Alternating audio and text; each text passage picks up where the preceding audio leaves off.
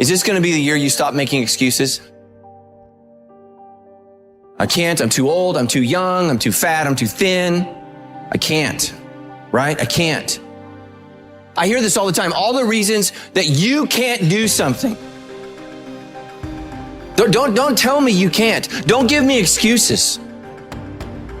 What's the reason you've given yourself why you can't be successful and you can't be better? There are people out here that could be more successful, but you have fought your way into a depression.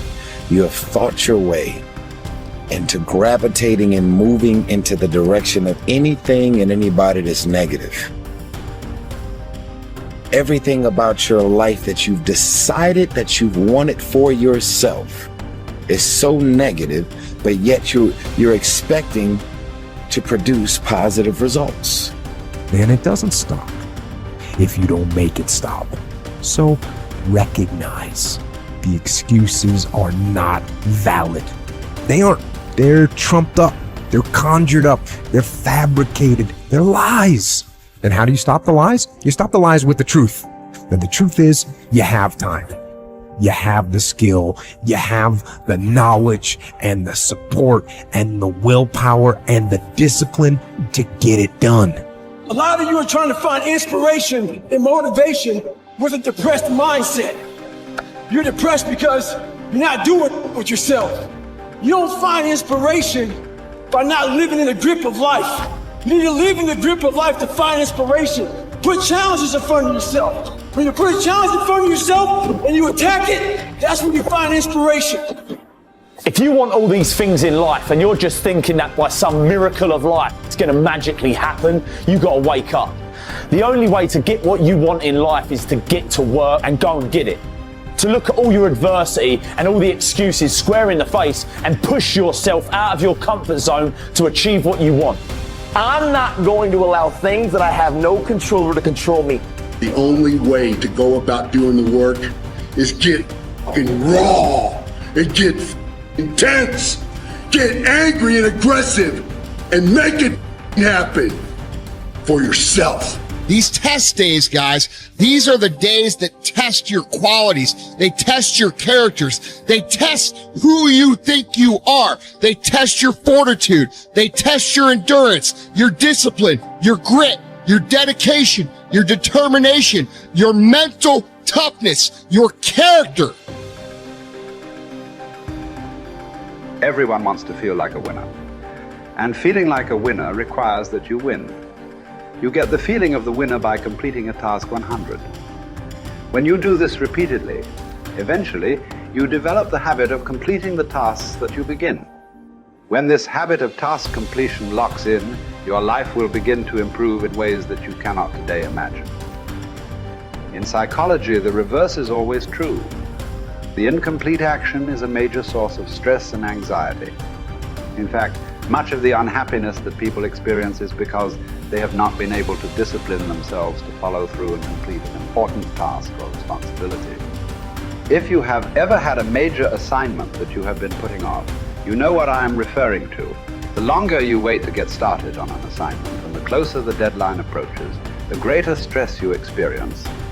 It can start to keep you up at night and affect your personality.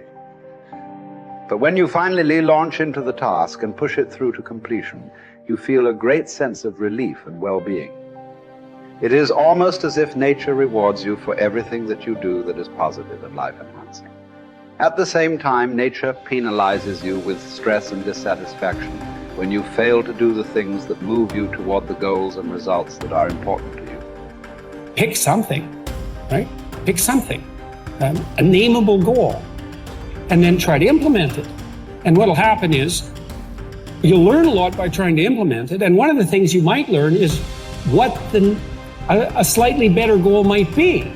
You know, because if you try something diligently and you succeed or you fail, you're going to learn from the effort expended in the detailed implementation of the goal. It's going to inform you. It'll also transform you physiologically. It does that at a very basic level, neurophysiological level.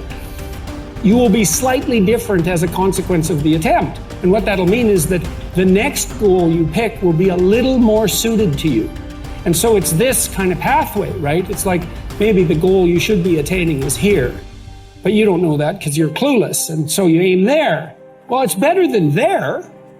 And it's not nothing. It's not cessation of movement. And, you know, if you're supposed to go there and you go here, but you walk diligently towards it, you're a little closer once you get to here than you were here. And it's this oscillating self-corrective process that leads you to the final star. And you have to be willing to engage in erroneous experimentation to manage that, but it is a self-correcting process. And so one of the things I always talk to my clients about is, well, let's try something, you know, and we'll reserve to ourselves the right to alter our trajectory. And then I would use as a corrective there, because you might say, well, how do you know when you're not just giving up, right? Instead of thinking maybe you need a different goal. And I would say, well, you can, if you're really concerned about your proclivity for self-deception, you can enter into a contract with yourself that you won't replace any goal you've set with a goal that's easier. And so you can switch your goal, but it has to be a little harder so that you check yourself against that tendency to withdraw and avoid and be self-deceptive. And that works like a charm. And if you do that with some degree of diligence, your goals will get better and more attainable, and you'll get happier too, because you don't experience happiness except in relationship to a goal. And that's really worth knowing. You know, and that's another thing to think about too. If your life is meaningless, well, you're not pursuing a valued goal. I mean, you might be depressed too, and sometimes that can be like an illness, you know, or something that is really wrong with you. But a good rule of thumb is that if you find no joy in life, there's a very low probability that you're pursuing a goal that you regard intrinsically, like in the depths of your temperament, as worthwhile. And that's technically true, because we do in fact experience most of the positive emotion, let's say, that's associated with emotions like joy. We experience that in relationship to a goal. So, well, then you want to find a goal that regulates your negative emotion and that brings you a certain amount of positive emotion and that expands your competence as you pursue it. And you will experience that as meaningful. That's really what meaning signals. Meaning signals you're doing all those things. You say, well, that's not real. It's like,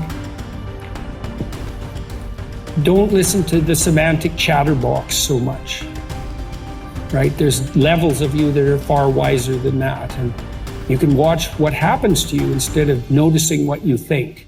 The way that you develop courage and confidence is with knowledge and skill. Most fear and doubt arises out of ignorance and feelings of inadequacy of some kind. The more you learn the things you need to know to achieve your goals, the less fear you will feel on the one hand, and the more courage and confidence you will feel on the other. Think about learning to drive for the first time. You were probably extremely tense and nervous and made a lot of mistakes. You may have driven erratically and been a danger to yourself and others. But over time, as you mastered the knowledge and skills of driving, you became better and better and better, and your confidence increased. Today, you can quite comfortably get into your car and drive across the country with no fear or worry at all. You are so competent at driving that you can do it well without even thinking about it.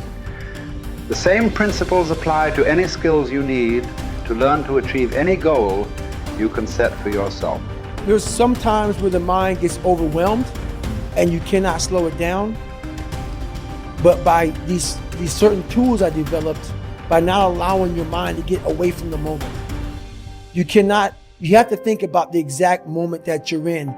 But I saw when I was younger, the moment became too big. When it became too big, I spazzed out and I would quit. But now I don't think about even like an hour from now, I'll be eating. I don't even go there. Because then your mind, no, we must embrace this, because now you have to be a leader in this moment. It's not about you just getting through it. I had 5 guys, and 6 including me, in my boat crew. Now I was the boat crew leader. So now another trick is this. If you don't think about yourself, there's no pain. Which can also lead to pain later on in your life. But in these moments when you're struggling, if you are a true leader and you're worried about your men or women beside you, your mind doesn't care how cold you are anymore. Your mind's only worried about taking care of the men and women beside you. So I started realizing, man, if I take care of these cats to my left and my right in the worst moments, My mind is no longer thinking about, you're miserable, David Goggins. Get the hell out of here. You think about, how was John? How was Andy? How was Sam? How was Pete? How you guys doing? You're not thinking about me. So there's so many things you can do to get outside your own head to then allow your body to just be like, hey, we're just a machine. But you have to let your mind be able to process all these different tactics to do that. Take a different vantage point in life. When you are in the hell, you can't see the beauty of being in it when you're in it. Get on top of that mountaintop in your mind. Get on top of that mountaintop and look down on what you're doing. You can see a whole different world. That world is beautiful. But you gotta get a different vantage point in the suck. Don't be in it. Spiritually, get out of it. Get that soul. Look down on what you're doing. Be amazed by the process of where you're at now and where you came from.